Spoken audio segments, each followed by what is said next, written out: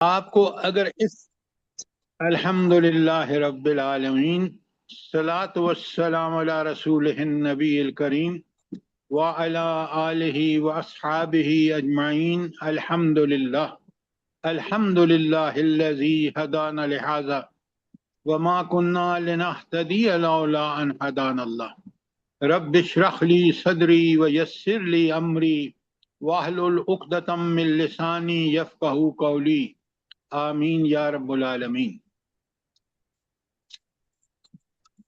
یہ جو آج میں نے آپ کو ہینڈ آؤٹ ملا ہے اور سب کو مل چکا ہوگا، یہ ہے قرآن مجید کے مرکزی مضامین کا خلاصہ۔ اتنا جامع ہے، یہ اس وقت پتہ چلے گا جب آپ ان آیات کو دیکھیں گے جو اس ٹاپک پہ قرآن میں ہیں۔ اگر آپ نے یہ سارے ٹاپکس اور آیات کو دیکھ لیا، آپ یقین مانیں آپ کو بالکل پتہ چل جائے گا کہ قرآن کریم کتنی بڑی نعمت ہے۔ اور یہ خلاصہ اتنا جامع ہے کہ میں آپ کو چیلنج کرتا ہوں کہ آپ اس طرح کا خلاصہ مجھے لا کے دکھائیں۔ یہ میں آپ کو پڑھاؤں گا مضمون، لیکن اس سورت کے خاتمے کے بعد۔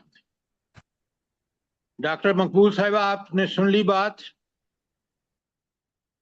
جی سر، سن لی۔ پڑھا بھی ہے آپ نے ہینڈ آؤٹ کو؟ جی دیکھا ہے، ابھی ڈیٹیل سے نہیں پڑھا۔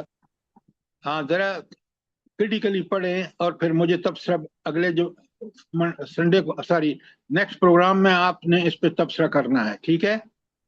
اچھا اچھا، اب چلتے ہیں دہرائی میں۔ دیکھیں یہ ہینڈ آؤٹ آپ ضرور بے ضرور اس کی A4 پہ فوٹو کاپی نکلوائیں اور اس کو اپنے پاس پریزرو کر لیں۔ یہ چیزیں مارکیٹ میں آپ کو نہیں ملیں گی۔ اچھا، اس کے بعد آپ آج 53 آیت ہم نے پڑھنی ہے، اور میں پڑھ رہا ہوں، ترجمہ کر رہا ہوں، سوال پھر آپ سے کروں گا۔ بسم اللہ الرحمن الرحیم۔ هل ينظرون الا تاویلہ، یہ کس چیز کا انتظار کر رہے ہیں سوائے اس حقیقت کے کہ ان کو اس بات کی تعویل پتہ چل جائے۔ اچھا، تعویل ہوتا ہے اینڈ ریزلٹ، فائنل اس کے کیا اللہ تعالیٰ نے اس انجام کیا ہونا ہے۔ اچھا، آگے میں پڑھ رہا ہوں۔ یوم یاتی تعویلہ، جس دن ان کو اس کا انجام پتہ چل جائے گا۔ یقول الذین، کہیں گے وہ لوگ، نسوہ من قبل، جو اس سے پہلے بھول چکے تھے۔ قبل، قد جاءت رسل ربنا بالحق، ہمارے اللہ تعالیٰ نے جن رسولوں کو ہمارے پاس بھیجا وہ بالکل حق لے کے آئے۔ اچھا، اب پہلے تو یہاں تک رک جاتے ہیں۔ آپ مجھے یہ بتائیں یہ کس بات کی تعویل ہو رہی ہے، اور یہ منکرین حق کہاں اعتراف کر رہے ہیں کہ بالکل جو رسولوں نے فرمایا وہ 100% برحق تھا؟ ڈاکٹر صاحبہ۔ جی سر، آخرت میں جب اپنا انجام دیکھیں گے تو انہیں پتہ چلے گا کہ یہی بات جو رسول بتا رہے تھے وہ سچ تھا اور ہم نے انکار کیا تو اس کا یہ انجام ہے۔ اب صرف اتنی بات نہیں ہے، بات آپ کی 100% ٹھیک ہے۔ وہ پچھتائیں گے، ادھر جہنم بھڑک رہی ہوگی اور ان کو انجام نظر آ رہا ہوگا، اس لیے وہ بغیر اعتراف کیے رہ نہیں سکتے۔ کیوں؟ اللہ تعالیٰ نے ان پر دنیا میں حجت تمام کر دی، نبی نے دعوت دی، اللہ نے مہلت دی، اس سے بھی انہوں نے فائدہ نہیں اٹھایا۔ یہ بڑی بات، کام کی باتیں ہیں قرآن جو کر رہا ہے۔ ذرا جتنا غور کریں گے آپ کو اتنی بات اور کلیئر ہوتی چلی جائے گی۔ بات سمجھ آئی ہے کہ نہیں؟ جی سر، الحمدللہ۔ اچھا، آگے آیت 53 میں اللہ تعالیٰ فرماتے ہیں کہ یہ لوگ کیا کہیں گے؟ فَهَلْ لَنَا مِن شفاء فَيَشْفَعُوا لَنَا، ہمارے لیے کوئی شفاعت کرنے والی یا ہماری شفاعت کریں گے کوئی ہے؟ وَنَرُدُّ، اور پھر واپس پلٹیں گے، فَنَعْمَلْ، وَنَرُدُّ، اور کاش ہم واپس پلٹ سکیں، فَنَعْمَلْ غَيْرَ الَّذِي كُنَّا نَعْمَلْ، اور ہم وہ عمل کریں جو وہاں اس وقت نہیں کرتے تھے جب انبیاء کہتے تھے. تو ان کی دو تمنائیں کیا ہیں جو اس آیت میں بیان ہوئی ہیں؟ بتائیں مجھے ذرا آپ.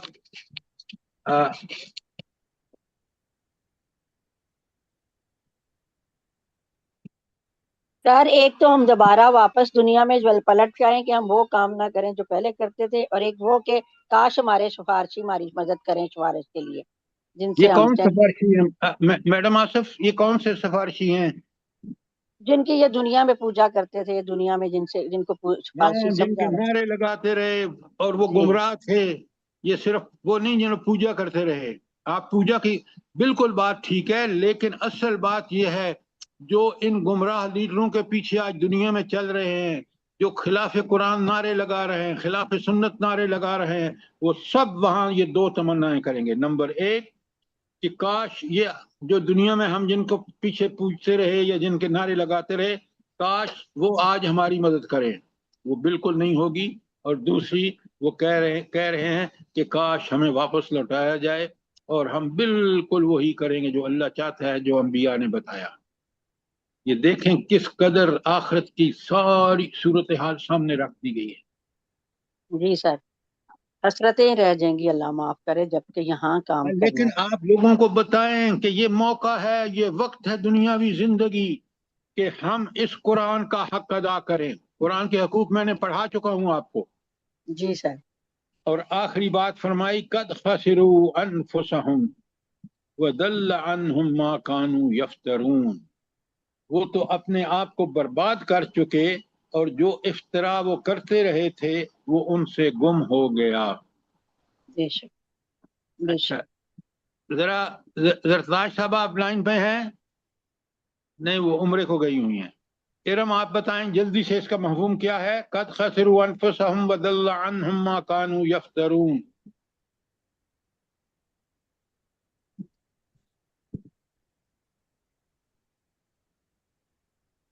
خالد محمود بھائی بتائیں.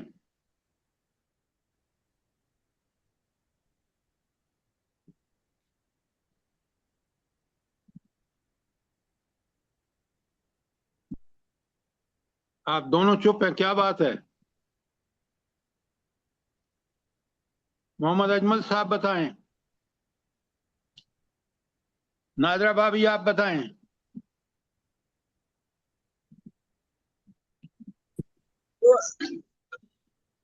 وہ کہیں گے کہ ہم نے اپنا جن کی ہم سفارشیں ڈھونڈتے تھے اور جن کا ہم پیچھے چلتے تھے وہ ہم سے گم ہو گئے ہیں، اور ہم نے ان کی آپ کی بات کلیئر نہیں ہے نوید سلیمی بھائی، آپ بتائیں. سر اس کا مفہوم یہ ہے کہ جن کے اوپر انہوں نے تکیے کیے ہوئے تھے یا جو اپنے دنیا میں عقائد بنائے ہوئے تھے یہ انکار کرنے والوں نے، وہ پچھتائیں گے، وہ سب غائب ہو جائیں گے. وہ چیزیں کیوں بچائیں گے؟ کیوں کہ بچائیں گے؟ اگر کوئی سفارشی تو ہو دیکھیں قد خسروا انفسهم، وہ اپنے آپ کو تباہ و برباد کر چکے. جی یہ جی بات بالکل. دیکھیں نا، ہم سمجھیں کہ وہ لوگ جنہوں نے اللہ کے رسولوں کی انکار کیا، ان کی مخالفت کی، دراصل اللہ کی تعالیٰ کی مخالفت کی. اب وہ وہاں کہتے ہیں ہم تو خود اعتراف کر رہے ہیں ہم برباد ہو چکے. اور وہ جن کے لیے دنیا میں نعرے لگاتے رہے، جن کی پرست پوجا کرتے رہے، وہ بھی یہاں کہیں نظر نہیں آتے. لہذا یہ ہے ان کا گلہ، اور اب وہاں پچھتانے کے سوائے اور کوئی چیز نہیں. کیوں؟ دنیا میں اس نے جو عمل کیا وہاں آپ کے سامنے آئے گا. بات کلیئر ہے؟ جی سر. اچھا، اب بڑے غور سے سنیے اور سمجھیے بات کو اور جواب ٹھیک دیجیے. آج جب میں پڑھ رہا ہوں ان ربکم اللہ الذی خلق السماوات والارض فی 6 ایام ثم استوى علی العرش، بے شک تمہارا پروردگار وہی اللہ تعالیٰ ہے جس نے پیدا کیا آسمان اور زمین 6 دنوں میں، پھر متمکن ہوا عرش پر. اگلی آیت کا حصہ پڑھتا ہوں. ہاں، یغشی اللیل النہار یطلبہ حثیثا، وہ ڈھانپ دیتا ہے رات کو دن پر، یا رات کو دن، یا رات کو ڈھانپ دیتا ہے دن سے، اس کے پیچھے لگا آتا ہے وہ دوڑتا ہوا. یعنی سورج، وہ چاند جو ہے وہ سورج چھپ جاتا ہے تو رات آ جاتی ہے، اور یہ سلسلہ چلا جا رہا ہے. اس کے بعد آگے فرمایا والشمس والقمر والنجوم مسخرات بامرہ، اور اس نے سورج، چاند اور ستارے پیدا کیے جو اس کے اپنے حکم کے پابند ہیں. اس نے اپنے حکم کے جو اللہ کا دیتا ہے اس میں لگے ہوئے ہیں، مسخر ہیں اللہ کے لیے. اچھا، اب یہ جو پہلی بات کہی کہ 6 دنوں میں پیدا فرمایا، پھر دوسری بات کہی کہ اس نے وہ دن اور رات ایسے پیدا کیے کہ آگے پیچھے چلے آ رہے ہیں. پھر اس نے بتایا کہ سورج اور چاند اور ستارے اس کے حکم کے پابند ہیں. اچھا، اس کے بعد اگلی آیت میں پڑھ دیتا ہوں تاکہ ہم اس کو ایک ساتھ، ہاں نہیں اگلی بعد میں پڑھیں گے. الا لہ الخلق والامر. آپ مجھے یہ بتائیں کہ اس آیت 54 جو میں نے آپ کے سامنے پڑھی ہے، اس میں خلاصہ کیا ہے اس کا؟ جلدی بتائیں ڈاکٹر صاحبہ. میں بتاؤں؟ سر اس نے، اللہ تعالیٰ نے تمام کائنات بنائی، یہ سب چیزیں اس کے حکم سے چل رہی ہیں، اور یہ سب انسان کی خدمت کر رہی ہیں، اللہ تعالیٰ کے حکم کے پابند ہیں. تو اس میں ربوبیت ہے اللہ تعالیٰ کی، اور اس میں سے الوہیت نکل رہی ہے کہ ہمیں صرف اسی کی عبادت کرنی چاہیے، اس کے علاوہ عبادت کی کوئی. بات ابھی نہیں آئی، آپ یہ اپنی طرف سے کہہ رہی ہیں. جتنا میں نے پڑھا ہے اس میں بالکل آپ نے ٹھیک کہا، لیکن عبادت کا لفظ مت لائیں کیونکہ یہاں عبادت کا کہیں لفظ نہیں ہے. جی ٹھیک ہے. آپ سعدیہ کچھ کہنا چاہ رہی تھیں؟ کہ سورج اور جو چاند ہے یہ خود کسی طاقت کے مالک نہیں ہے، یہ خدا کے حکم کے پابند ہیں، اور ایک دوسرے کے پیچھے جیسے کہ دن اور رات آتے ہیں تو وہ سسٹم چل رہا ہے اللہ کے حکم سے. سعدیہ، یہ آپ نے کبھی نوٹ کیا ہے کہ ہم بھی، ہمارا جسم بھی اللہ کے حکم کا پابند ہے، کائنات کی ہر چیز اللہ کے حکم کی پابند ہے.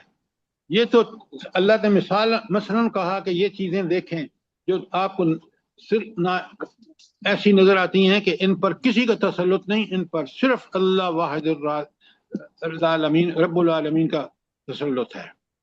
جی سر. لہذا یہ وہ جو قرآن کی آیت ہے نا کہ جو اس کے اللہ تعالیٰ کے ہر چیز اس کے کنٹرول میں ہے، وہ یہاں بالکل فٹ آتی ہے. کون سی آیت ہے؟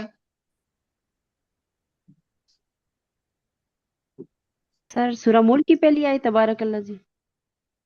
بتائیں نا آپ، آیت کون سی ہے؟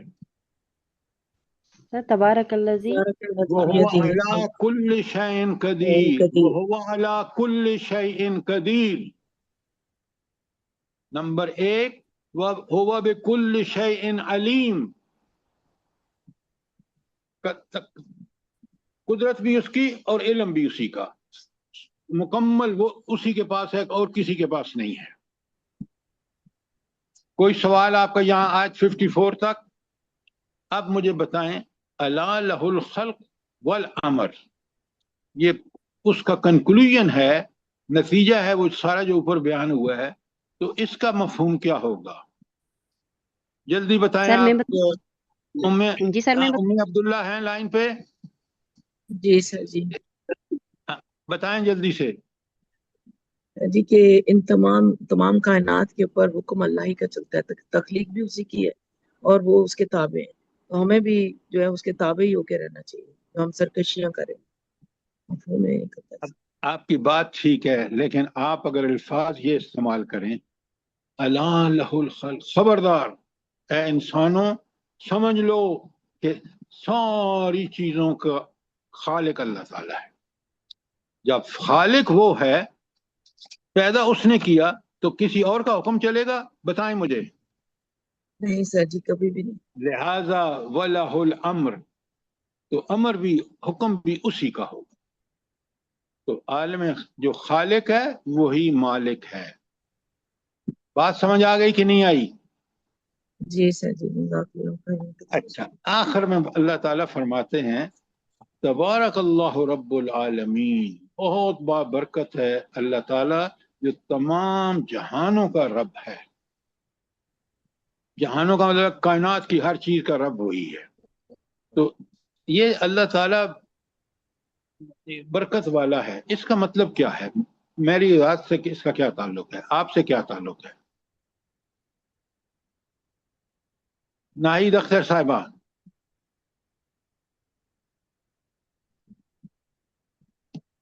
نگت زاہد صاحبہ،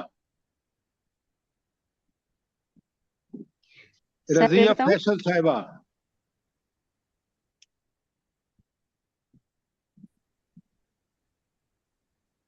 سعدیہ جنجوعہ صاحبہ۔ وہ ہمارے دلوں کا حال تک جانتا ہے، جو ہمارا رب ہے جس کو ہم پکارتے ہیں۔ آپ نے تبارک اللہ کا مجھے مطلب بتانا ہے۔ سر جی میں میں بتاؤں؟ سر سر جی، میں بتاؤں؟ تبارک ہاں جی، کا بتائیں مطلب ہے آپ، کہ شاباش۔ جی خیر اور بھلائیوں کا ملنا۔ تو یہ تمام چیزیں اللہ نے تمہارے لیے مسخر کی ہیں، تو اللہ تمہیں خیر اور بھلائیوں سے نوازنا چاہتا ہے۔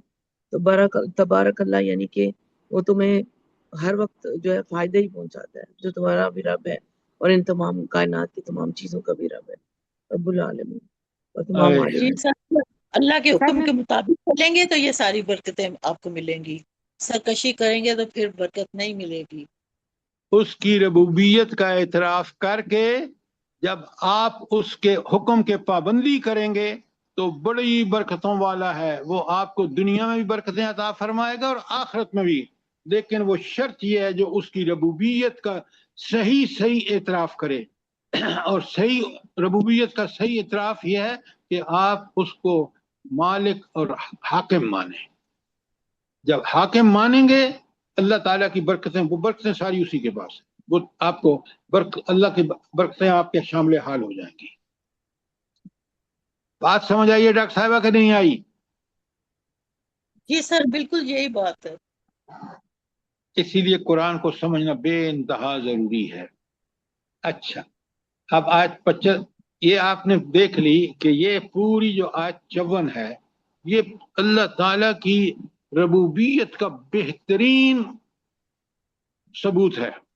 آیت 54۔ اچھا، آیت 55 پڑھتے ہیں۔ بسم اللہ الرحمن الرحیم، ادعوا ربکم تضرعا وخفیا۔ اس کا معنی کیا ہے؟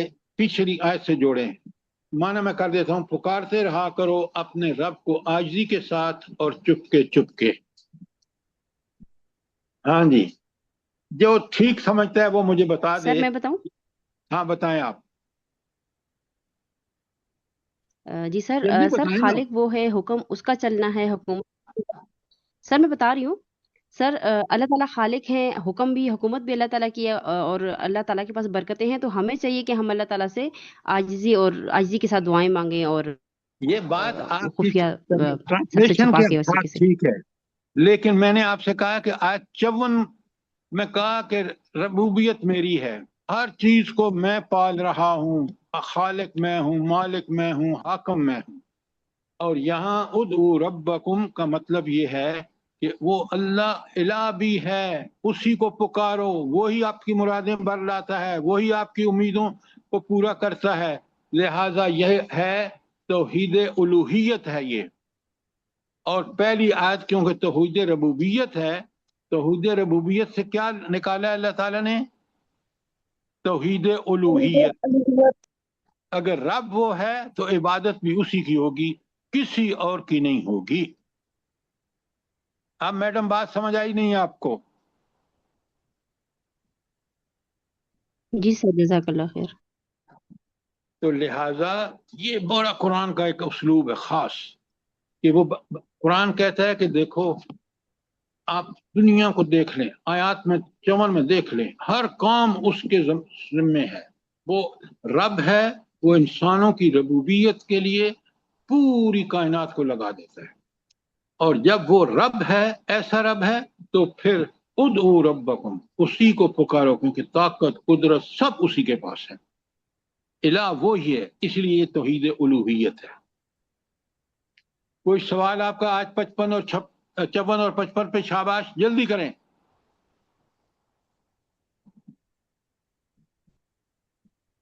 ڈاکٹر صاحب اب بات ٹھیک ہے نہیں ہے؟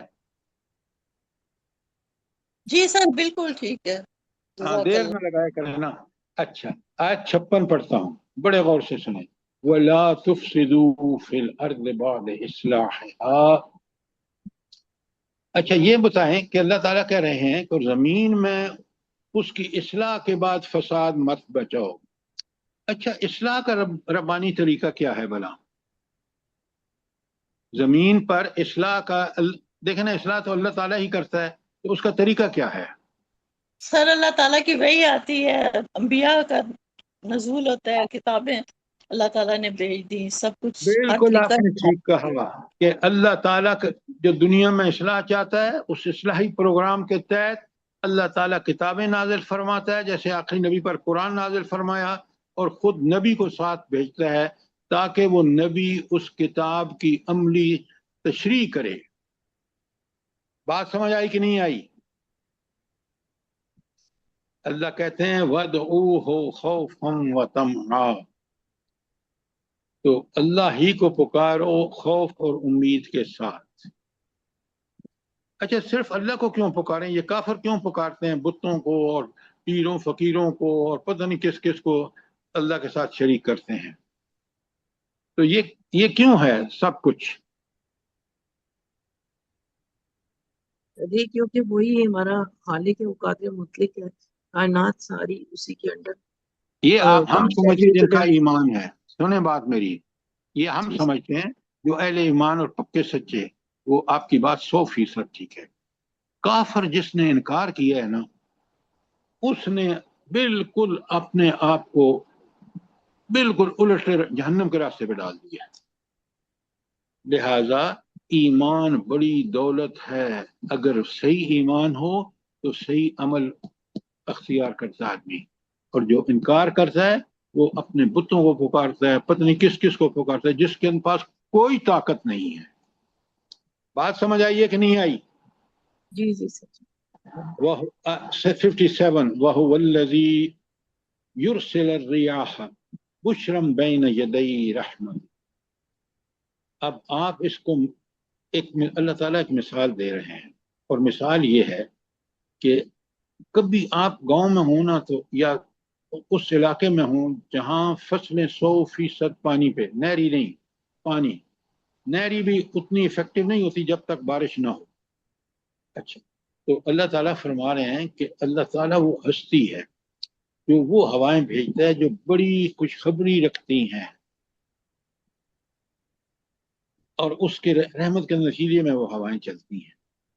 اب یہ آپ اس وقت جب یہ بارش ہوگی، وہ زمین اتنی زرخیز ہوتی ہے، بارش کا انتظار ہوتا ہے، جو ہی بارش ہوتی ہے فصل لہلہا اٹھتی ہے۔ سبحان اللہ۔ اچھا، اللہ فرماتے ہیں کہ جب یہ بادل اللہ تعالیٰ خوشخبری والے چلاتا ہے نا، حتی اذا اقلت صحابا ثقالا، یہاں تک کہ وہ ہوائیں اٹھا لاتی ہیں بڑے بڑے بھاری بادل۔ آپ مجھے یہ بتائیں، ہواؤں میں یہ طاقت کس نے رکھی ہے کہ وہ پانی اٹھاتی ہیں سمندروں سے، پھر وہ ہوائیں چلتی ہیں اور اس علاقے پہ جہاں حکم ہوتا ہے وہ برستی ہیں؟ یہ سارا کس کا کارنامہ ہے؟ یہ اس ذات کا جس اللہ کے تعالیٰ، ہاتھ میں اللہ تعالیٰ سب کا۔ اللہ کچھ ہے۔ تعالیٰ بالکل۔ آپ دیکھیں، یہ قرآن ہمیں بار بار یاد دلاتا ہے کہ اس رب کی طاقتیں اور قدرتیں دیکھو جو ہم نہیں دیکھتے، پھر قرآن کی آیات ہمیں واضح کرتی ہیں کہ ذرا خیال تو کرو۔ سکنا لبلد میت، تو ہم ہانک دیتے ہیں ان بادلوں کو ایک مردہ زمین کی طرف۔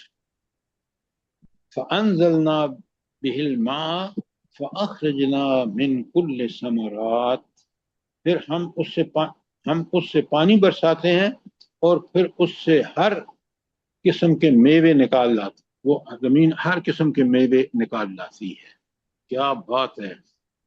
آپ دیکھیں کہ اگر بارشیں نہ ہوں تو انسان بھوک سے مر جائے، اللہ کا کرم دیکھیں۔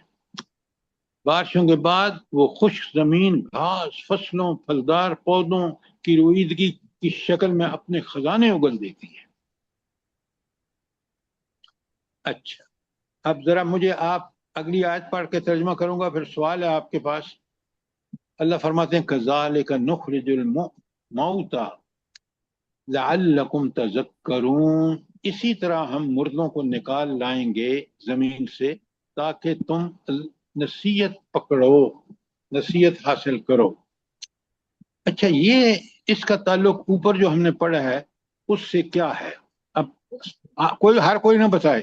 ساجدہ فیض صاحبہ بتائیں آپ کیا تعلق ہے اس آیت کا اوپر والے ٹکڑے سے جو آیت 57 میں میں نے پڑھی ہے. سر میں بتاؤں؟ آپ ذرا ٹھہرے نا، میں دیکھوں آپ کتنے لوگ سمجھتے ہیں بات کو. سارا احسان صاحبہ بتائیں، سرفراز صاحب آپ بتائیں.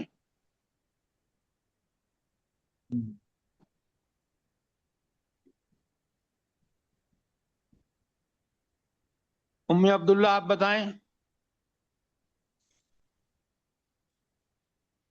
جی سر. جی افضل چیمہ بھائی بتائیں آپ. جی سر میں جی یہ اللہ تعالیٰ نے مثال دی ہے بادلوں کی، جو ہے نا بادل کی، کہ جس طرح ہم وہ خشک زمین کو سیراب کرتے ہیں اور پھر لہلہات اٹھتی ہیں، ایک قسم کی زندہ مردہ زمین زندہ ہو جاتی ہے، اسی طرح ہم قیامت کے دن مردوں کو زندہ کریں گے، تو ان کو کھڑا کریں گے بالکل تاکہ تم بات سمجھو. آپ نے یہ ٹھیک اللہ کی ہے. تعالیٰ ہمیں ذرا سمجھا رہا ہے. آخری جملے کو آپ ٹھیک کریں کہ جس طرح وہ اللہ تعالیٰ خشک زمین پر بارش برسا کر فصلیں لہلہا اٹھتی ہیں اور اس کے اندر گھاس فصلیں پھلدار پودے اور ہر چیز پیدا ہو جاتی ہے، وہی اللہ جو اس طاقت کا مالک ہے وہی اللہ ہمیں مرنے کے بعد اٹھائے گا. تو یہ دلیل ہے کہ یوم باسل یہ دوسرا سور پھونکا جائے گا، سارے انسان اللہ کے حکم سے بالکل جس طرح وہ پودے اگاتے ہیں نا اسی طرح زمین سے نکل آئیں گے. بات کلیئر ہے؟ جی سر. آخری آیت اور پورا آپ نے مجھے بتانا ہے کہ اس کے اندر کیا ہے. البلد الطیب یخرج نباتہ باذن ربہ، زرخیز زمین تو اپنے رب کے حکم سے اپنا سبزہ نکالتی ہے. والذی خبث، اور جو زمین خراب ہے، لا یخرج الا نقضا، وہ کچھ نہیں نکالتی مگر ناقص سی چیزیں. اچھا یہ تمثیل ہے. تمثیل ہوتی ہے کہ کوئی بات بیان کرنا جو اصل میں ایک مثال ہوتی ہے کسی اور چیز کے لیے. تو یہاں اللہ تعالیٰ فرماتے ہیں کہ زرخیز زمین تو اپنے رب کے حکم سے سبزہ نکالتی ہے اور جو زمین خراب ہوتی ہے وہ کچھ نہیں نکالتی مگر ناقص چیزیں نکالتی ہے، جھاڑ جھنکار. یہ تمثیل کس بارے میں پیدا اللہ تعالیٰ نے فرمائی ہے؟ جلدی بتائیں. نیکوکار لوگ اور ایمان والے لوگ، اللہ کی اطاعت کرنے والے لوگ تو اس دنیا میں ماشاءاللہ الحمدللہ اچھا کام کرتے ہیں، اور جو شیطانی لوگ ہوتے ہیں وہ نیرا گندگی پھیلاتے ہیں اور آپ گندے بات لوگ. ٹھیک کہہ رہی ہیں لیکن بات کے اندر اللہ تعالیٰ آپ نے کو آپ کا ادا کر دیا پورا وہی نازل کی، انبیاء کتابیں سب کچھ، لیکن ہر انسان اپنے ظرف کے مطابق وہاں سے فائدہ اٹھاتا ہے. کوئی فائدہ اٹھاتا ہے، کوئی نہیں اٹھاتا. بالکل ڈاکٹر صاحب آپ نے کہا، ٹھیک کہا. اور میڈم آصف آپ بات کو پوری طرح سمجھ کے بات بیان کیا کریں تاکہ دیکھیں نا یہاں اوپر بارش میں بتایا کہ اچھی زمین، تو بارش کی مثال جو ہے وہ اللہ تعالیٰ کی وحی ہے، جو انبیاء بھیجے، وہ جو قرآن بھیجا اور جو نبی کریم صلی اللہ علیہ وسلم کو اللہ تعالیٰ نے مبعوث فرمایا، یہ وحی ہے. اور اس کی بارش جب ہوتی ہے کون فائدہ اٹھاتا ہے؟ ابو بکر فائدہ اٹھاتے ہیں رضی اللہ تعالی عنہ، اور حضرت خدیجہ فائدہ اٹھاتی ہیں. کون فائدہ نہیں اٹھاتا؟ آپ کا وہ جو کافر ہیں ابو جہل، وہ کبھی فائدہ نہیں اٹھاتا، اور اس سے وہ فطر سے جو نیک ہیں بڑا فائدہ اٹھاتی ہیں. حضرت بلال کو دیکھیں، سب یہ صحابہ، غریب صحابہ کو دیکھیں، مظلوم صحابہ کو دیکھیں. یہ ہے اس کا مفہوم. بات سمجھ آئی کہ نہیں آئی؟ جی الحمدللہ. اب ہم آگے چلتے ہیں، بالکل نیا ٹاپک شروع ہو رہا ہے، اور میں نے آپ کو 2 چیزیں بتائی تھیں، لکھ لیا کریں. ایک ہے تذکیر بے آلاء اللہ، کہ اللہ کی نعمتوں کے ذریعے نصیحت کرنی، قرآن کا یہی سٹائل ہے. اور ایک ہے تذکیر بے ایام اللہ. اچھا، ایام تو سارے دن اللہ کے ہیں، لیکن یہ خاص وہ دن جب ان قوموں پر تباہی آئی جنہوں نے رسولوں کی مخالفت کی. تو اب یہ ساری جو آیات ہے نا 59 سے آگے تک، پہلی قوم آ رہی ہے قوم نوح. اچھا، آپ مجھے یہ بتائیں یہ نوح علیہ السلام کون انسان تھے؟ کیا انسان تھے؟ کب ان کا دنیا میں تشریف لائے؟ اور میں نے آپ کو اس کو بھیج دیا ہے. کیا بھیج دیا میں نے؟ جلدی بتائیں. پورا کمپلیٹ آپ نے وہ پوری قوموں کے متعلق بھیجا ہے ہینڈ آؤٹ نا.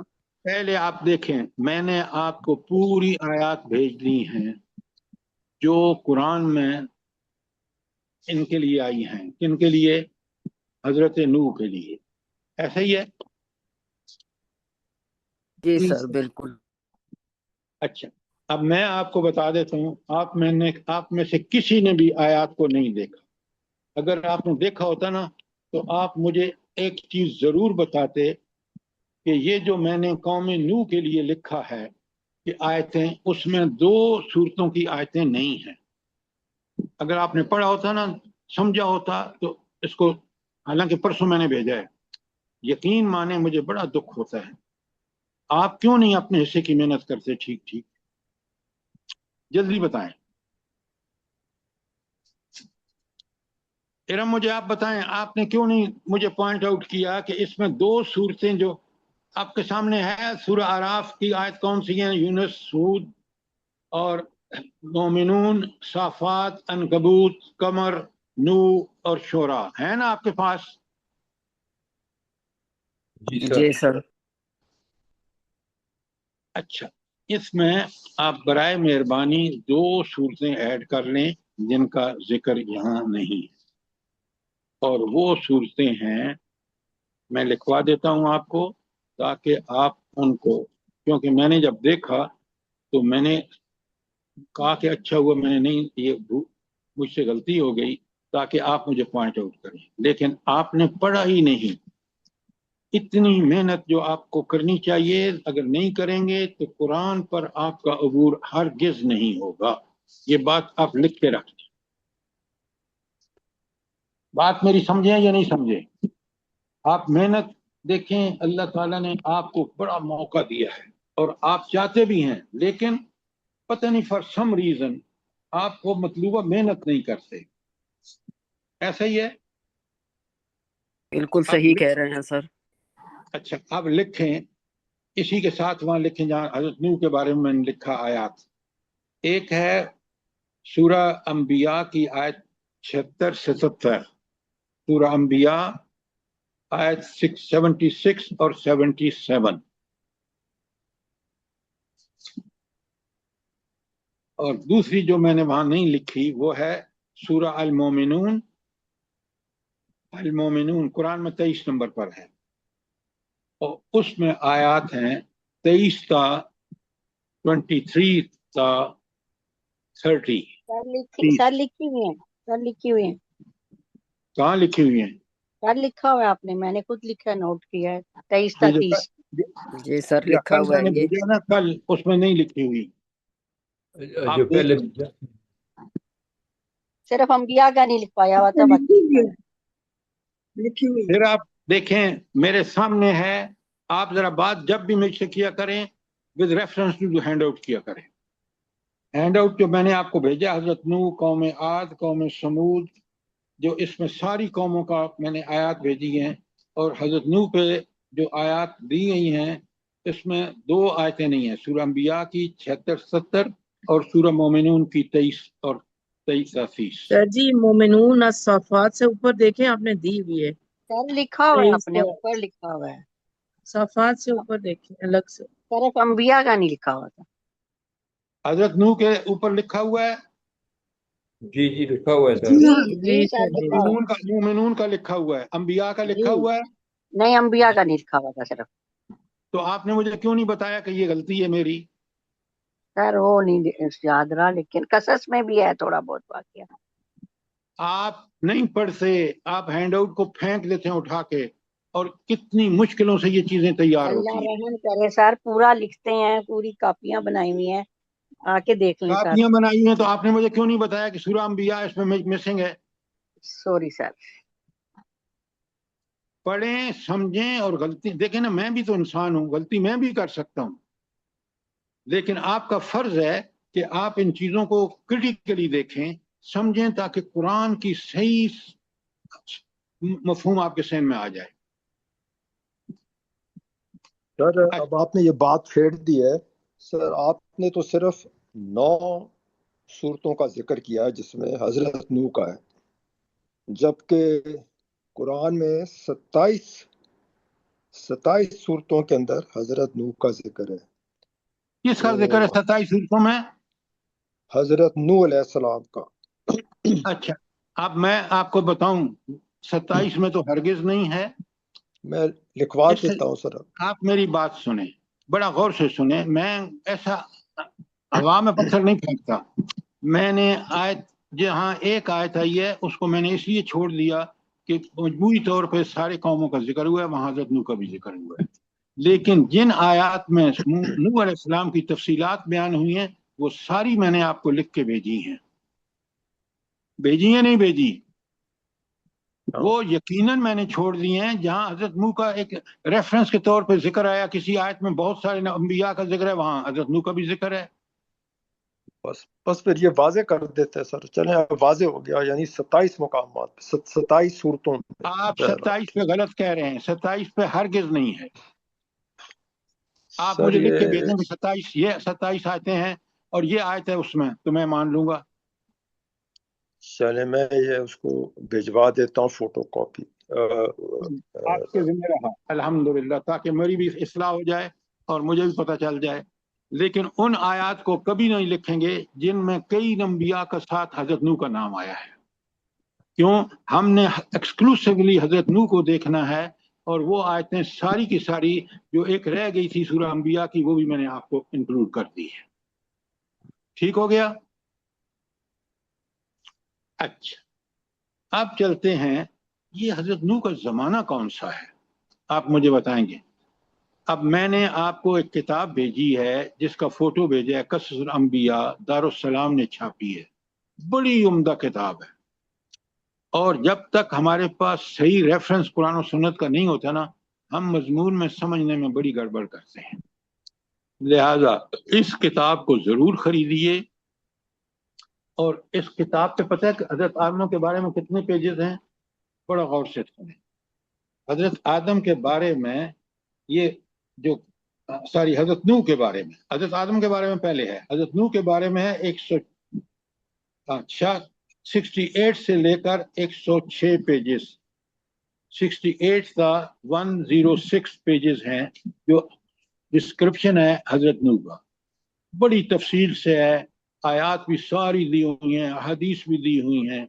تو آپ مہربانی کر کے اس کتاب کو، جو قرآن کے طالب علم ہیں ان کو ضرور خرید لینا چاہیے، کیونکہ اس میں سارے انبیاء جو قرآن میں بیان ہوئے ہیں اور جو دوسرے حدیث میں بھی بیان ہوئے ہیں، وہ سارے انبیاء کا ذکر ہے. 600 سے زائد پیجز کی کتاب ہے اور لاجواب کتاب ہے. اچھا، اب آپ مجھ میں سے کون بتائے گا کہ حضرت نوح کا زمانہ کون سا تھا؟ دیکھیں نا، یہ بڑا امپورٹنٹ ہے. سر حضرت آدم علیہ السلام کے بعد ادریس علیہ السلام اور اس کے بعد نوح علیہ السلام کا ذکر آتا ہے. بات بالکل ڈاکٹر صاحب آپ ان کی کو ٹھیک ہے. آدم ثانی بھی کہا جاتا ہے. آپ مجھے یہ مت بتائیں، میں نے آپ سے کہا کہ کون سا پیریڈ تھا جس زمانے میں ان کا نزول مبعوث ہوئے، اور پھر ان کو، تاکہ ہمیں اندازہ ہو. دیکھیں، بالکل ڈاکٹر صاحب نے ٹھیک کہا کہ حضرت ادریس آئے ہیں پہلے، اس سے پہلے، اور پھر اس کے بعد حضرت نوح علیہ السلام ہے. لیکن حضرت نوح علیہ السلام کو، جیسے آپ نے کہا کہ آدم ثانی ہیں، کیوں آدم ثانی کہا گیا اور ان کا زمانہ کون سا ہے اور اس زمانے میں حالات کیا تھے؟ جنرلی بات ہے، اسپیسیفک نہیں ہے. کون بتائے گا؟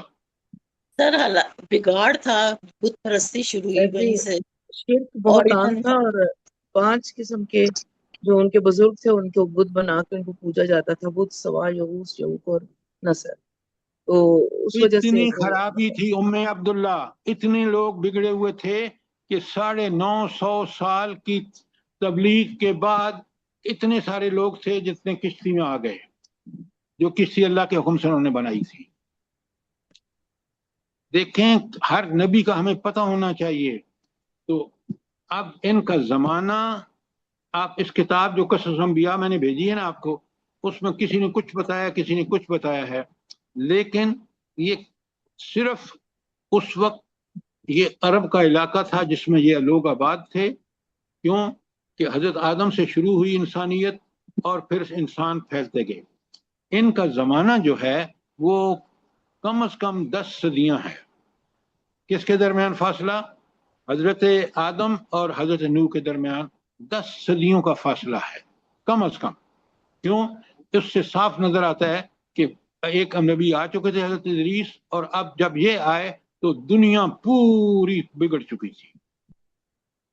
अच्छा, उसकी मिसाल अगर आपने देखनी है ना, आप आज मुझे बताएं कि मुसलमान पूरे मुल्कों में देख लें कितने लोग हैं जो वाकईतन सही अकायद कुरान और सुन्नत के मुताबिक और उस पे अमल कर रहे हैं। मुझे बताएं कितने परसेंट हैं? आखिर में नमक के बराबर भी नहीं होंगे शायद।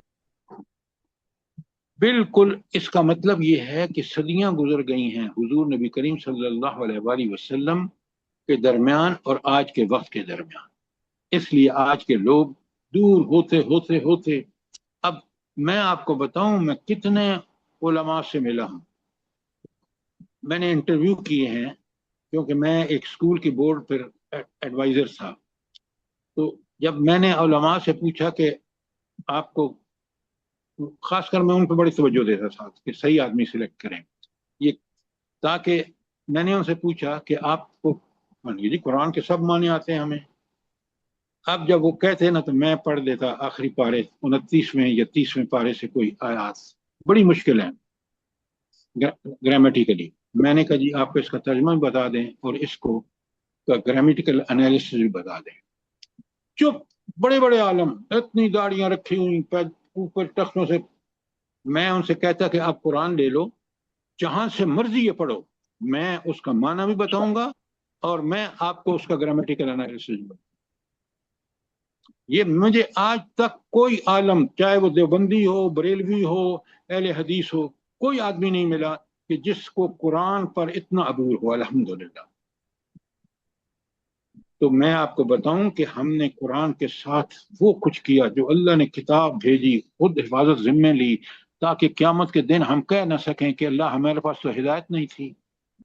सर ये अल्लाह का कितना बड़ा एहसान है आप पे, कितना उसने अपनी नेमतों से नवाजा है आपको। देखिए, शुक्र है, उसको छोड़ें बात को, बात पूरी आगे सुने। उसका जितना मैं शुक्र अदा करूं ना इतना ही कम है। अल्लाह ने बड़े बड़े करम किए हैं, मैं आपको बता नहीं सकता। अच्छा, अब सुने, हुआ क्या? हुआ ये कि अब आज दुनिया उस लेवल पे आ गई है। देखे ना, जब ये मुल्क हमने इस्लाम के नाम पे लिया तो यहाँ इस्लाम अल्लाह से वादा किया, इस्लाम नाफिज होना चाहिए था। सबसे पहले जो बिगड़े तो उलमा बिगड़े, उन्होंने गिरफ्ती नहीं की, हालांकि उन्होंने अपने जिम्मे ड्यूटी खुद ली है कि वो अल्लाह के दीन के मुहाफिज बनेंगे। फिर आप देखें, डे 1 से अमेरिका ने अपना असर नफूज दाखिल कर लिया और फिर उसको वो एजेंट मिले कि जिनकी मिसाल दुनिया में नहीं मिलती। अमेरिका तागूत था, तागूत की पैरवी से कुरान ने सख्ती से मना किया। तो हमने सबसे पहले उन लोगों ने जो अमेरिका के एजेंट थे, उन्होंने सबसे पहले इस बात का बंदोबस्त किया कि कुरान लोगों को न पढ़ने को मिले न समझने को मिले, इसको वो बना दो एक तरह का मसला कि जिसमें कि कुरान नऊज़ुबिल्लाह आज हमारे मसाइल का हल नहीं है। हालांकि आप पढ़ रहे हैं, समझ रहे हैं, इतनी देर से मेरे साथ हैं कि कुरान ने किस मसले का हल नहीं बताया, बताएं मुझे। चाहे वो मसला मासी हो, चाहे वो मसला सियासी हो, चाहे वो मसला माशरती हो, चाहे अकायद से मुतल्लिक हो, चाहे अमाल से मुतल्लिक हो, मुझे बताएं कि मैं आपको अभी बताऊंगा कि कुरान ने कहाँ इसका हल पेश किया है। ये बातें समझने की हैं। हमने कुरान के साथ जैसा हमें रवैया अख्तियार करना चाहिए थे हरगिज नहीं किया, और आज उसका नतीजा जिल्लत और पस्ती है। अच्छा, अब जरा आगे चलते हैं। सर जी एक बात करनी है कि मेरे जी, पास एक डेट लिखी हुई है सर जी, आप बताइएगा दुरुस्त है? 8000 BC to 6000 BC इनका जो है वो एरा, यानी इनकी वो तारीख है नूह अलैहिस्सलाम की, आप अगर इब्राहिम मेहरबानी करें ना, ये किताब जो मैंने आपको भेजी है आपके पास जरूर होनी चाहिए, क्योंकि आप माशाल्लाह इतना काम करते हैं कुरान के बारे में। वहाँ मुख्तलिफ तारीखें लिखी हुई जी। हैं, और किसी ने तो कहा कि 1400 कुछ साल थे, किसी ने कहा इतनी सदियां थी। वो सारे वहाँ हजरत इब्ने अब्बास, उनके जरीर इब्ने जरीर वगैरह सबके हैं बयान। लेकिन मैंने आपको जो बताया है कि हमें ये अंदाजा होता है उस वक्त के हालात से कि कुछ सदियां तो जरूर गुजर चुकी थी, और अगर उन सारे बयानात का अर्थ निकालें तो लगता है कि कम से कम 10 सदियां तो थी। अब इनमें जो गुमराही उनमें कौम में आई वो यकीनन सदियों बाद आई। मैंने आपको आज मिसाल नबी करीम सल्लल्लाहु अलैहि वसल्लम को गए हुए कितनी सदियां हुई हैं, और आज आप देखते हैं कि हम कुरान की रूह से नावाकिफ। अल्लाह ताला के रसूल सल्लल्लाहु अलैहि वसल्लम की सीरत से वाक़िफ है, वो अमली तफसीर है। अगर हम सीरत को नहीं समझेंगे तो कुरान कभी समझ में नहीं आता। उम्मे अब्दुल्ला मेरी बात से एग्री करती हैं नहीं आप? जी जी सर। कुरान का एक इनकलाब चाहता है, उस इनकलाब का आप सामने देख रहे हैं। हुजूर नबी करीम सल्लल्लाहु अलैहि वसल्लम की मदनी रियासत है। सारी एफर्ट अगर उस तरह नहीं करेंगे जिस तरह आपने मक्के में की, फिर मदीने में की, फिर जंगें लड़ी दीन के लिए, वो उस वक्त तक इस्लाम कायम नहीं होगा। वजह यह है इस्लाम हुकूमत चाहता है ताकि वो अपना अदल नाफिज कर सके, जिस तरह नबी करीम सल्लल्लाहु अलैहि वसल्लम के मदनी दौर में हुआ, जिस तरह खुलफाए राशिदीन के दौर में हुआ। आज भी उमर की मिसालें, उमर रजी अल्लाह ताला अन्हु की मिसालें आप, उमर जी सर, रजी अल्लाह नाफिज ताला। करने वाले जो हैं, नाफिज करने वाले खुद ही डरते हैं कानून से, तो डरते वो नहीं फिर हैं, उसकी वो तब चाहते हैं, लाते वो हैं, समझते हैं डॉक्टर साहबा कि कुरान नाफिज हो गए तो हमारी लूट मार लूट गसूट हम खत्म करनी वो पड़ेगी। खुद दब में आते हैं इस हम वजह से। तागूत के चमचे नहीं बन सकते कुरान के नफाज के बाद। फिर हमें अल्लाह के लिए सब चीजें अल्लाह रब्बुल आलमीन के लिए इखलास के साथ इस्तेमाल करनी, सारी एनर्जी, सारे रिसोर्सेज। चलें, आज इसकी बहस इसलिए कर रहे हैं कि सारी बात हमें समझ में आ जाए। अच्छा, अब ये तो पता चल गया कि हजरत नूह का जमाना इतना लोग बिगड़े हुए थे कि जिसकी हद नहीं। 950 उम्रें लोगों की बड़ी होती थी। अच्छा, उम्रें बड़ी होने का वजह यही है कि हम जब कहते हैं 10 सदियां, तो क्योंकि उसमें कई नस्ल, हर सदी में तकरीबन एक आध नस्ल गुजरती थी। लिहाजा आप देखें कि उस वक्त दुनिया की आबादी सिर्फ वही लोग थे जो हजरत आदम की तरह डिसेंडेंट आ गए थे, और एक इलाके में सिर्फ आबादी थी जिसको हजरत नूह अलैहिस्सलाम की जिम्मेदारी थी कि उसकी इस्लाह करें। 950 साल तक तबलीग करने के बाद जब उन्होंने, पूरी सूरह नूह मौजूद है, आप उसको पढ़ लें, समझ लें कि अल्लाह ताला से उन्होंने दुआ की कि ए अल्लाह, मैंने 950 साल तक तबलीग की है, लेकिन ये लोग टस से मस नहीं हुए सिवाय चंद लोगों के, और जो भी औरत आइंदा कोई बच्चा जनेगी वो काफर होगा। लिहाजा अल्लाह ताला से दुआ की कि अल्लाह फैसला फरमा। अल्लाह ने कहा कि तुम कश्ती बनाओ। जब कश्ती बना रहे थे तो वो लोग लफंगे मजाक कर रहे थे। जब कश्ती बन गई तो अल्लाह ताला ने हुक्म दिया कि हर चीज का एक जोड़ा रख लो, हैवानों का, और इंसान जो आप पे ईमान लाए उनको मिले। अब आप देखें, इतना तूफान आया, इतनी बारिश, जमीन में पानी उबलने लगी, आसमान से भी बारिश, और पूरी कौम तबाह हो गई। सिर्फ जो कश्ती में लोग थे और जो जानवर थे वो बचे। आप नोट फरमाएं, इसलिए आदम सानी कहते हैं कि उनके बाद की औलाद है हम लोग। सर और एक्सक्यूज मी, ये ऊपर آیت 56 میں جو بات آئی ہے کہ بعد اصلاح یا، یعنی یہ جو طوفان میں جو باقی صرف وہی لوگ بچے جو صحیح تھے، تو باقی ساری برائی ختم ہو گئی، تو یہ ہو سکتا ہے اسی کا ریفرنس ہو۔ مجھے آپ جو بات کہہ رہے ہیں پوری طرح سمجھ نہیں آئی، اس لیے میں اس پہ کچھ بات نہیں کہہ سکتا۔ میں پیچھے نے آیت 56 میں ہم نے پڑھا ہے نا کہ وَلَا تُفْسِدُوا فِي الْأَرْضِ بَعْدَ إِصْلَاحِهَا وَادْعُوهُ خَوْفًا وَطَمَعًا۔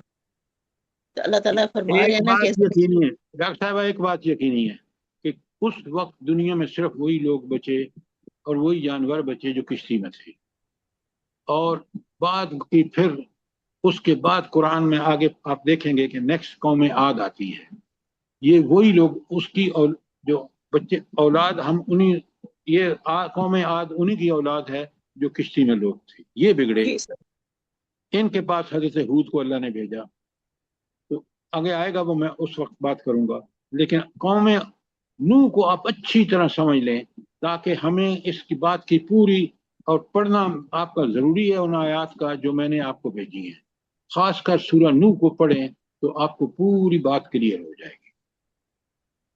اچھا، تو آیت 59 شروع کرنے سے پہلے جس میں یہ ذکر شروع ہوا ہے، میں اور کوئی سوال ہو آپ کا جو آپ کرنا چاہیں جلدی بتائیں۔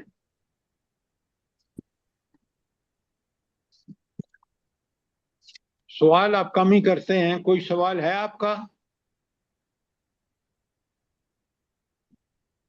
اچھا، اب مجھے یہ بتائیں۔ جی سر ایک وضاحت ہے جو پہلی آیت تھی جس میں جب منکروں کو جہنم کی طرف ڈالا جائے گا، وہ پھر سفارشیوں کو کہیں گے کوئی ہے ہمارا سفارشی، تو آپ غالباً فرما رہے تھے کہ یہ ان سفارشیوں کو ڈھونڈ رہے تھے جو ان کے دنیا کے اندر پوجا کرتے تھے، تو وہ تو اس وقت پہلے ہی ان سے بری ذمہ ہو چکے ہوں گے، وہ اس دن تو ان کو نہ وہ سفارشی کام آئیں گے نہ وہ، بلکہ ان پہ وہ لعنت کر چکے ہوں گے ایک دوسرے، تو یہ تو پھر جنرلی ایک لگتا ہے کہ وہ ایک پکار ہوگی کہ کوئی ہمیں بچا سکتا ہے، اس طرح کی مجھے لگتا ہے بات ہے۔ آپ کی بات مجھے سمجھ میں نہیں آئی، سوال اگر ہے تو بڑا کلیئرلی کریں تاکہ میں آپ کو اس کا جواب دے سکوں۔ سر جو پہلی اپنے آیت ہے غالباً 52 جس میں جہنمیوں کو جب اپنا انجام نظر آئے گا تو وہ کہیں گے کہ کوئی ہے سفارشی ہماری سفارش بھائی وہ کرنے والا، آخرت کی بات ہے، وہ نوید بھائی وہ آخرت کی بات ہے کہ ٹھیک، آخرت میں یہ جواب سوال ہوگا اور وہاں وہ کہیں گے۔ تو اس وقت تو وہ پہلے ہی جو دنیا میں جن کی وہ سفارش پہ انہوں نے انحصار کیا تھا وہ تو پہلے ہی ان سے مبرہ ہو چکے ہوں گے، آزاد کے ایک دوسرے پہ وہ لعنت کر چکے ہوں گے، کہ وہ تو وہ بھی جہنم میں جا رہے ہوں گے یہ بھی، تو یہ لگتا ہے کوئی اور جنرلی کہہ رہے ہیں کہ کوئی ہے ہماری سفارش کرنے والا، یہ تھوڑا میرے ابہام تھا کہ ان دیکھیں سفارشیوں سے اس تو کا اس مضمون سے تعلق نہیں ہے، وہ جو بات آپ فرما رہے ہیں کہ وہ پریشان ہو کے کہیں گے ہے کوئی سفارشی جو ہماری مدد کرے، وہ آخرت میں جب ان کو کوئی نظر نہیں آئے گا سارا سوائے اللہ کے حکم کے، اور اللہ عین عدل کے مطابق وہ سفارشی غائب ہوں گے، کیوں؟ وہ اپنے مشکلات میں ہوں گے، یہ جس نے ان کے پیچھے چلا وہ اپنی مشکلات میں ہے، اور اب وہ ٹھیک، کہہ رہا ہے کہ وہ تو میری کوئی مدد نہیں کر رہے۔ دوسرا جو انبیاء نے کہا وہ سارا سچ ہے کیونکہ میرے سامنے جہنم دہک رہی ہے، لہذا وہ بات آخرت کی بات ہے۔ دنیا میں جو گمراہ ہیں جنہوں نے انکار کیا ہے انبیاء کا، قرآن کا، ایمان نہیں لائے، پھر ایک تو منکر ہے نا جو انہوں نے انکار کیا، دوسرے وہ ہیں جنہوں نے تکذیب کی، کہ جھٹلانا صرف زبان سے نہیں کہ ہم نہیں مانتے، انہوں نے کہا کہ ہم ان کے خلاف، یہ جو آج آپ دیکھ رہے ہیں نا اقدام، سود کے کاروبار کے بینک گلی گلی کھلے ہوئے ہیں، کیوں؟ ٹھیک، اس لیے کہ اللہ نے اس سود کی لعنت سے آج خود کیپٹلسٹ سسٹم تنگ ہے تنگ نہیں ہے؟ بتائیں مجھے۔ ہاں مانتے نہیں ہیں لیکن ظاہری بات نئے نئے طریقے نکالتے ہیں، حالانکہ فیل ہو چکا ہے، ہاں، بالکل۔ تو یہ اسی طرح یہ جب بھی آپ اللہ کے راستے کو چھوڑ کے دوسرا راستہ اختیار کریں گے، وہ گمراہی کا راستہ ہے، وہ جہنم کا راستہ ہے، وہ ناکامی کا راستہ ہے، رسوائی کا راستہ ہے۔ تو یہ جو لوگ طاغوت کا دیکھیں نا، سب سے بڑا طاغوت امریکہ اس لیے ہے کہ وہ کبھی نہیں چاہے گا کہ دنیا میں اسلام نافذ، اور وہ ہر کوشش کر رہا ہے، اور اس نے مسلمان ملکوں میں اپنے ایجنٹ تلاش کر لیے ہیں۔ ہمارا ایجوکیشن سسٹم، میں خود اس سے نکلا ہوں، میں آپ کو بتا رہا ہوں کہ وہ ہمیں کہتا ہے دنیا میں پیچھے لگ جاؤ، ایسا یہ نہیں ہے۔ ہاں ظاہری بات، دنیا کو اپنا اس لیے ان چیزوں کو سمجھیں، اور اللہ کی یہ ہدایت جو ہمارے پاس من و ان اسی شکل میں موجود ہے، کیونکہ حفاظت اللہ تعالیٰ، ہم اس سے فائدہ اٹھائیں۔ اچھا، اب دیکھیں، اگر کوئی سوال نہیں ہے تو ہم چلتے ہیں پہلی آیت پر۔ اب 5 منٹ رہ گئے ہیں جو کور کر سکوں گا، لیکن آپ کا کوئی سوال ہو، آج بھی ہو، کل بھی ہو، تاکہ ہم ان واقعات کو، یہ تذکیر بے ایام اللہ ہے کہ اللہ کے وہ دن جب ان قوموں پر نافرمانی کی وجہ سے، صرف نافرمانی نہیں، اللہ نے مہلت بھی دی، اس کے باوجود جب مذاق ان پر اللہ تعالیٰ کا عذاب آیا تو اس کو ایام کہتے ہیں، خاص دن۔ یہ ہے تذکیر بے ایام اللہ، کہ میں اور آپ ان کو پڑھ کے کہ اللہ کی باقی قوموں کے ساتھ اللہ کا کس طرح معاملہ کرتا ہے وہ ہم سمجھ لیں، اور ہم اپنی زندگی کی اصلاح کر لیں، ہم سیدھے راستے پہ آ جائیں، صراط مستقیم پہ آ جائیں۔ یہ ہے ان کا لب لباب، اور یہ ہے تذکیر جس کا مجھے اور آپ کو پوری طرح احساس کر کے پڑھنا چاہیے۔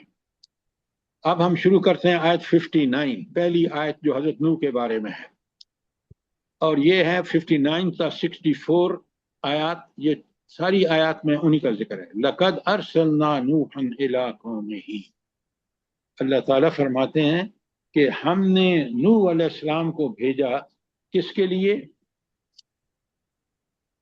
اپنی قوم کی طرف بھیجا۔ ہم نے بھیجا تھا نوح کو اس کی قوم کی طرف، تو انہوں نے کہا فقالا، تو اس نے کہا، کس نے؟ حضرت نوح نے، یا قوم اعبدوا اللہ ما لکم من الہ غیرہ، اے میری قوم کے لوگوں، اللہ کی بندگی کرو، تمہارا کوئی معبود اس کے سوا نہیں ہے۔ پہلے تو مجھے آپ معبود کے معنی بتائیں، جلدی سے بتائیں آپ ارم، مجھے معبود کا معنی کیا ہے؟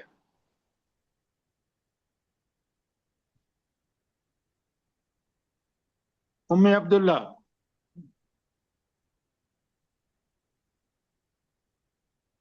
ناظرہ بابی، آپ سب لوگ جاگ رہے ہیں، سوال سن رہے ہیں؟ جی سر، سن رہے ہیں۔ جی سر۔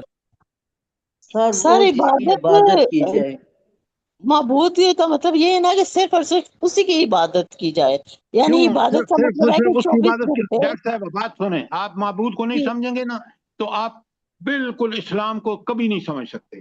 آپ جی مجھے یہ سر، بتائیں، سوال سنیں، اللہ کی عبادت کیوں کرنی چاہیے؟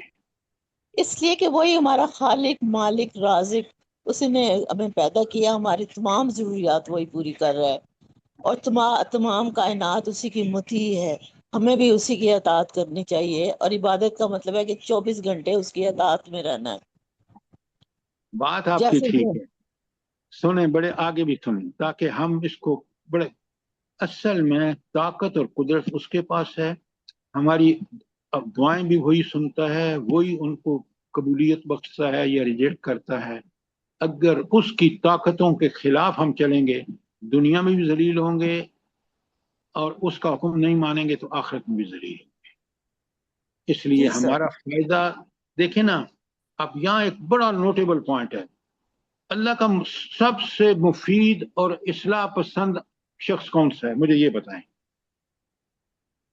دنیا کے لیے سب سے مفید انسان کون سا ہے؟ انبیاء۔ او بھائی، آپ کیوں نہیں کہتے کہ وہ شخص جو اللہ تعالیٰ کو ہی سب کچھ سمجھتا ہے، اگر وہ اللہ کا کہنا مانے گا وہ مفید انسان ہو، اگر اللہ کا کہنا نہیں مانے گا، کافر ہوگا اور تکذیب کرے گا تو اور بڑا کافر ہوگا، اور دنیا میں وہ اسی طرح ہوگا جس طرح آج کی دنیا ہے۔ تو اللہ کی عبادت ہی ہمیں انسان بناتی ہے. یہ ہے اس کا نقشہ. بات سمجھ آئی ہے کہ نہیں ڈاکٹر صاحبہ؟ جی سر الحمدللہ. اور یہ صرف اسی وقت ہے جب ہم اسی اکیلے کو معبود مانیں. جس سے آپ نے کہا نا کہ 24 گھنٹے اسی کی حکم کی اطاعت کریں، چاہے وہ نکاح و طلاق سے ہو، چاہے وہ آپ کے عقیدے ایمانیات سے ہو، چاہے وہ آپ کے اخلاق سے ہو، کہیں بھی ہو، آپ اسی کا حکم مانیں. انشاءاللہ آپ کو برکتیں ملیں گی دنیا میں اور آخرت میں جنت ملے گی. اگر آپ اس کو چھوڑیں گے تو اسی طرح ذلیل ہوں گے جس طرح آج کا مسلمان چھوڑ کر ذلیل ہے. قرآن سر برحق ہے اور اس کی حقانیت بالکل واضح ہے ہر طرح سے. یہ ہے معبود کا صحیح مفہوم کہ اگر معبود اس کو مانو گے تو پھر تم بندے بھی ٹھیک ٹھاک بن جاؤ گے خالص اسی کے، اور تم معاشرہ بھی تم سے فائدے اٹھائے گا، گھر والے اٹھائیں گے، ہر ایک تمہاری معیشت ٹھیک ہوگی، تمہاری معاشرت ٹھیک ہوگی، تمہاری سیاست ٹھیک ہوگی. کب؟ جب صرف اور صرف اس کے اللہ کے بندے بنو. جب طاغوت شیطان کے بندے بنو گے تو تم اللہ کے خلاف چل رہے ہوگے. اس کی ہر قسم کی آنت سے آپ ایاک نعبد و ایاک نستعین آپ کہتے ہیں نا، یہ ہے اس کا صحیح مفہوم معبود کا. ایاک نعبد، عبادت بھی اس کی اور مدد بھی اسی سے مانگی جائے گی. کیوں؟ وہی تنہا ایسی ہستی ہے جس کے اندر وہ خصوصیات ہیں. بات سمجھ آئی کہ نہیں آئی؟ معبود پہ سوال کیجئے تاکہ آپ پوری طرح سمجھیں، ہم اسی کو معبود سمجھیں. ڈاکٹر صاحب بات کلیئر ہے کہ نہیں؟ جی سر بالکل کلیئر ہے. تمام کائنات جس طریقے سے اللہ تعالیٰ کی اطاعت کر رہی ہے، انسان کو اس کے اپوزٹ نہیں جانا چاہیے، اسی طرح سے اس کو بھی کرنا چاہیے، یہ پھر بات آپ کامیابی ہوگی. 100% ٹھیک ہے. سر تو کائنات آپ کر رہے ہوتے ہیں تو ایک طرف کو تو آپ جا رہا ہوتا ہے، بیچ میں ایک بندہ الٹی سائڈ پہ چلنا شروع کرتا ہے تو وہ پھر کچل ہی نہیں، جاتا ہے. میری بات سنیں. آپ جب بات کہتے ہیں نا کہ سب کائنات اسی کے کہنے پہ چل رہی ہے، کائنات مجبور ہے. انسان کو خود اللہ تعالیٰ نے اختیار دیا ہے، چاہے مانو یا نہ مانو. مانو گے تو تم کس قسم کا انسان بنو گے؟ مومن بنیں گے. مومن بن کر تم اپنے خاندان، بچوں، ہر ایک کے لیے، ملک کے لیے، محلے کے لیے بہترین انسان ہوں گے. اور اگر اللہ کی بات نہیں مانو گے تم آج ہی کی طرح مسلمانوں کی طرح حیوان ہوں گے، حیوانوں سے بھی بدتر ہوں گے، زمین فساد سے بھر جائے گی. اللہ نے یوں ہی کوئی حکم نہیں دیا، اللہ کے حکم کے پیچھے بڑی حکمتیں ہیں. بات سمجھ رہی ہیں کہ نہیں سمجھ رہی ہیں؟ نہیں سر، اگر انسان اللہ تعالیٰ کی مرضی کے مطابق چلے گا تو تمام کائنات یہ اس کی دنیا رچ کے موافقت جنت کرے گی. بن جائے گی. بالکل آپ نے جی، ٹھیک کہا. یعنی ہر چیز اس کی خدمت میں لگی ہوئی ہے اور اس کو فائدہ پہنچائے گی بھرپور. اچھا، اب آپ ذرا یہ سوچیں کہ اللہ تعالیٰ فرما رہے ہیں کہ حضرت نوح کہتے ہیں اپنی قوم سے، یا قوم اعبدوا اللہ ما لکم من الہ غیر. وہ بتوں کی پوجا کرتے تھے، پتہ ان میں ساری برائیاں تھیں. تو اس نے کہا اللہ کے علاوہ تمہارا کوئی الہ نہیں ہے جس کے پاس وہ طاقت جو الہ کے پاس طاقت ہوتی ہے. تم نے الوہیت کی طاقتیں ان بتوں، ان گندے لوگوں میں سمجھ رکھی ہیں، وہ ہرگز نہیں ہے. انی اخاف علیکم عذاب یوم عظیم. اور اللہ کے نبی فرمائے مجھے تمہارے بارے میں اندیشہ ہے کہ ایک بڑے دن کے عذاب کا. اچھا، یہ انبیاء کا کیا ہے بولیں جو اس آج کے اس ٹکڑے میں حضرت نوح نے فرمایا ہے. ایک لفظ ہے، اس قرآن بار بار استعمال کرتا ہے کہ انبیاء کس لیے آتے ہیں؟ انذار. انذار. اب دیکھیں یہ چھوٹا سا انذار نہیں ہے، بہت بڑا انذار. کہ اگر تم نے مخالفت کی، اللہ کے پیغام کی، یعنی نبی کی مخالفت کی، اس کی کتاب کی مخالفت کی، یاد رکھو وہ اتنا طاقتور ہے کہ اس کا ایک حکم تمہیں تہس نہس. یہ بہت بڑی وارننگ ہے. یہ بشیر اور نذیر کو سمجھیں کہ وہ بشارت دنیا اور آخرت کی دے رہا ہے، اور نذیر کا مطلب ہے کہ وہ تمہیں بتا رہا ہے کہ اگر تم نے اس مہلت کو جو دے رکھی اللہ نے فائدہ نہ اٹھایا اور اصلاح کی توبہ استغفار کر کے اصلاح کی طرف نہیں آئے، تمہیں اللہ تباہ و برباد کر دے گا جس طرح قوم نوح کو کیا. بات سمجھ آ گئی کہ نہیں آئی؟ اچھا، اب کل کا ہوم ورک آپ کا ایک تو یہ لکھیں سورہ اعراف ہم پڑھ رہے ہیں، اس کے بعد سورہ ہود ہے، اور اس کے بعد ہے سورہ شورا. یہ تین بڑی صورتیں ہیں. حالانکہ مکی صورتوں میں اکثر جگہوں پہ انبیاء کے معاملات آئے ہیں. ان تین جگہوں پہ انبیاء کی دعوت کیا تھی مجھے الگ الگ بتائیں گے آپ، اور اس دعوت میں کیا فرق ہے سورہ ہود اور سورہ اپنا آراف بھی، اور سورہ آراف اور اس کی سورہ شورا کی کیا فرق ہے، یہ آپ نے کل مجھے بتانا ہے. پڑھ کے آئیے، کل انشاءاللہ اس پہ بحث ہو. آج کا مضمون آپ نے سمجھ لیا کہ یہ تذکیر بے ایام اللہ جو ہے، جو ان آیات کا مفہوم ہے وہ بھی سمجھ لیا آپ نے، اور عبادت بھی سمجھ لی، معبود بھی سمجھ لیا. یہ بڑا ضروری ہے، بنیادی اصطلاحات ہیں جن کے بغیر، سمجھے بغیر، جن کا کانسیپٹ کلیئر ہوگا تو ہمیں پتہ چل جائے گا کہ دنیا میں معبود اگر اللہ کو بنایا تو پھر آپ کا معاملہ ٹھیک ہو جائے گا. اگر اللہ کو معبود چھوڑ کے بتوں اور اس کو بنایا تو انسان ذلیل و رسوا. کوئی سوال آپ کا؟ آج کی بحث آپ کے نزدیک اس قابل تھی کہ ہم نے جو وقت لگایا ہے تاکہ سمجھنے اس بات کو ٹھیک تھا، یا اس میں کوئی آپ تجویز دیتے ہیں؟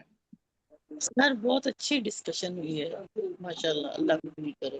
جزاک اللہ خیر سر، بہت خوبصورت طریقے سے سمجھایا آپ نے. جزاک اللہ خیر.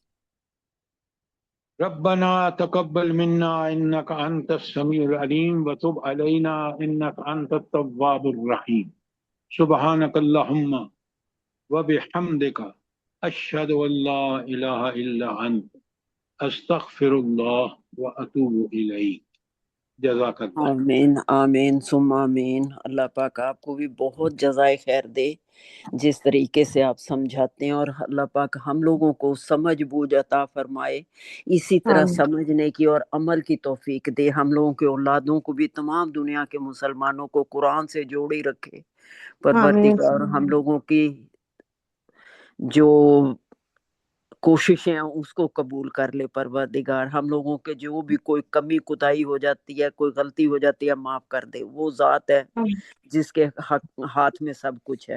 اور جو بیمار ہے ان کو اللہ پاک صحت تندرستی والی زندگی دے، اپنی نعمتوں سے نوازے، اور جو اس دنیا سے رخصت ہو گئے ہیں ان کی آگے کی منزلیں آسان کرے، اور ہم لوگوں سے راضی ہو جائے پروردگار. ہم لوگوں کی توبہ کو قبول کر لے، ہم لوگوں کا یہ بیٹھنا قبول کر لے پروردگار.